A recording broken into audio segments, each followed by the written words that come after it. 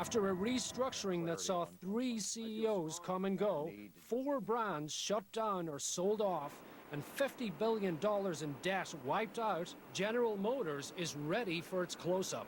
GM returns to the public markets as a company transformed. It's unbelievable how GM has changed, the new GM. They've been able to focus on Chevrolet and Cadillac and Buick, and really they're doing much better with their product offering. GM has earned over $4 billion this year.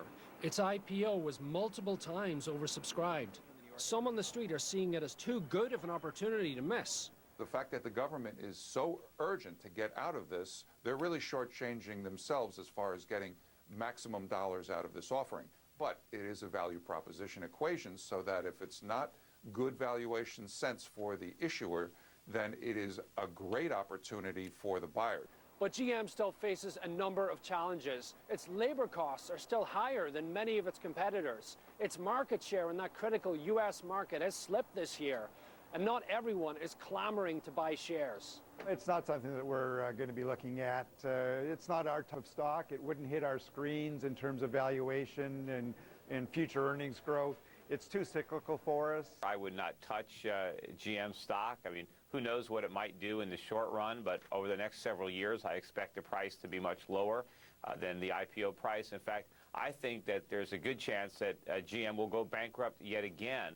While improved over last year, U.S. industry-wide auto sales are running around 4 million below pre-recession levels.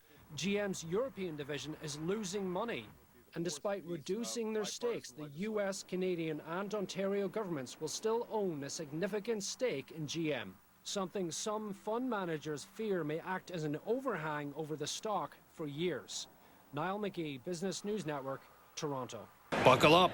Blackstone Group is set to go public on Friday. The private equity behemoth plans to raise about $4 billion, making it the biggest IPO in the U.S. in 5 years. Everybody in Canada is paying attention to it. Everybody here in the U.S. is definitely paying attention to it.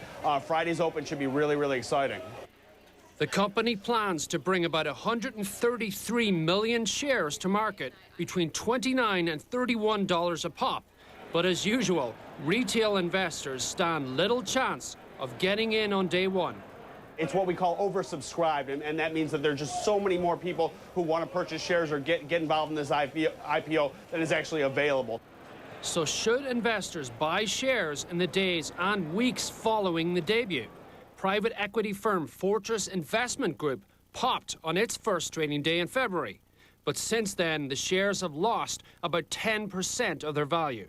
Some on the street say the Fed will determine more than anything else the long-term outlook for Blackstone and the entire private equity industry. You have to believe that interest rates aren't going higher, because that would be the kiss of death to the private equity market as it exists right now. It's founded on cheap money and lots of it.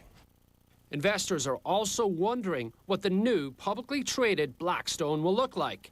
Will the company tread more lightly now that it will be answerable to shareholders?